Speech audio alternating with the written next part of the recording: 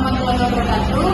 Kami dari kelompok 9 ingin menjelaskan tentang perdagangan orang untuk memenuhi tugas-tugas dari Fakultas Legal Hukum Pidana yang akan dibacakan oleh Ibu. Di sini ada beberapa pengertian, yaitu pengertian perdagangan orang atau tindak pidana perdagangan orang atau bisa disebut dengan TPPO adalah kejahatan serius yang melibatkan perekrutan, pengangkutan, dan penampungan, pengiriman, pemindahan. Baik, di sini ada pengertian tentang perdagangan orang atau tindak pidana perdagangan orang atau bisa disebut dengan TPPO. Di sini adalah kejahatan serius yang melibatkan rekrutan, pengangkatan, penampungan, pengiriman, pemindahan atau penerimaan seseorang melalui ancaman kekerasan, yang dimana penculikan, penipuan atau penyalahgunaan posisi tentang untuk tujuan eksploitasi seperti prostitusi, kerja paksa atau perbudakan. Baik, di sini akan dilanjutkan pada saudara kita. Tujuan utama dalam tindak pidana perdagangan orang menurut Undang-Undang Nomor 21 Tahun 2007 adalah eksploitasi atau menyebabkan seseorang bereksploitasi yang menjadi unsur wajib dalam definisi hukumnya. Eksploitasi mencakup berbagai jenis penyalahgunaan manusia seperti eksploitasi seksual, termasuk prostitusi paksa, pornografi atau pemaksaan hubungan seksual. Kedua, pekerjaan atau pelayanan paksa, yaitu perbudakan atau praktik serupa yang mengeksploitasi jasa seseorang. Dan yang ketiga, pengangkutan organ tubuh manusia untuk dijual atau dieksploitasi. Di sini juga ada beberapa manfaat tentang TPPO bagi pelaku perdagangan orang, yang dimana sini perdagangan orang itu tidak memiliki manfaat, jadi tidak memiliki manfaat bagi korban, tapi memiliki keuntungan bagi pelaku, yang dimana itu sehingga kita di sini bisa menjadi motivasi bagi korban agar tidak ada kejahatan-kejahatan selanjutnya yang akan tersebar ke berbagai negara.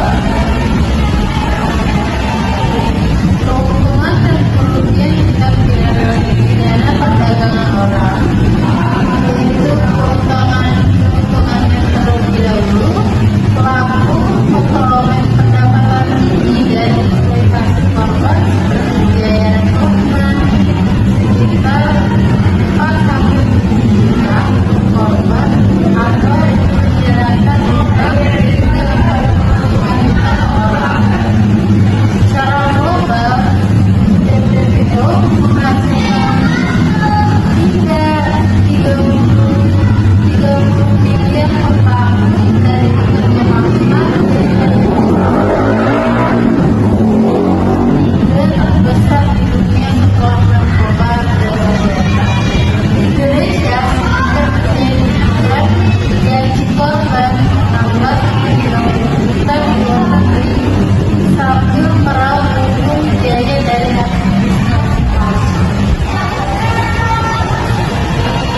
Yang kedua yaitu kerugian bagi korban. Korban yaitu mengalami kekerasan fisik seperti cedera, kerusakan reproduksi, kehamilan yang dimana tidak diinginkan atau penyakit menular kubal. Secara psikologis muncul trauma, depresi, kecemasan serta gangguan sosial hingga putus sekolah. Dan di sini juga mereka juga kehilangan kekayaan, penghasilan dan biaya perawatan medis atau psikologis sering tanpa restitusi yang memadai meskipun diatur dalam Undang-Undang TPPO Pasal 46. dampak sosial dan ekonomi dari yaitu memperlemah koalisi keluarga, meningkatkan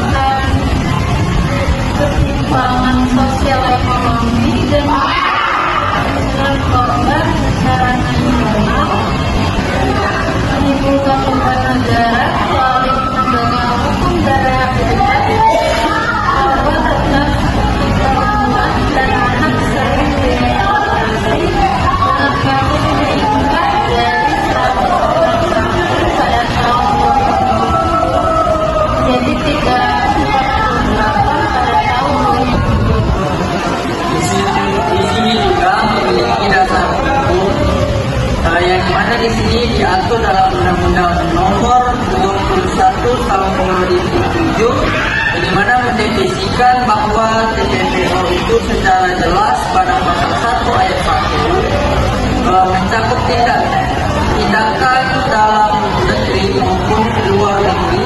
Sebelumnya pada pasal 297 KUHP juga mengatur perdagangan manusia. Tapi undang-undang TPPO ini memberikan sanksi lebih berat dan spesifik.